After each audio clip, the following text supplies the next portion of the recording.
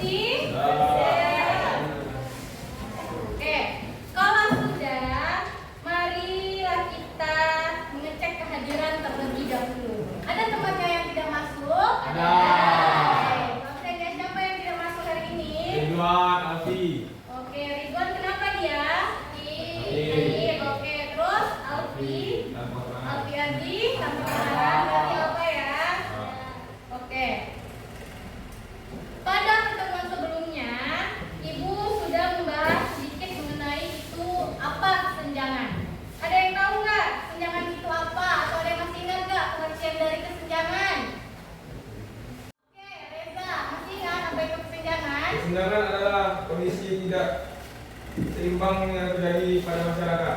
Oke, Reza jawab kesenjangan itu adalah kondisi yang tidak seimbang yang terjadi di masyarakat. Nah, faktor kondisi ini, kondisi tidak seimbang ini itu bisa dilihat dari apa? Perbedaan pendapatan masyarakat. Oke, bagus. Terus distribusi dan yang terakhir kondisi. Oke, kita masuk dulu dari yang pertama itu pengertian dari dinamika sosial. Dinamika itu apa tadi?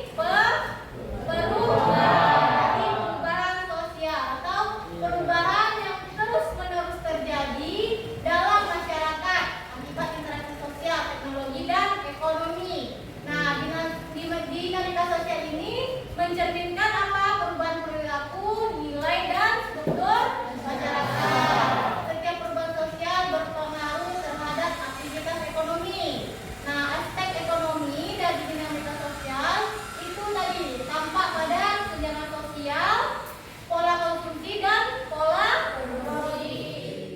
Penyebab dari kesenjangan ekonomi itu ada perbedaan pendidikan dan keterampilan, akses yang tidak merata, sumber daya ekonomi yang terbatas, dan ketimpangan pembangunan antar wilayah. Dampaknya apa?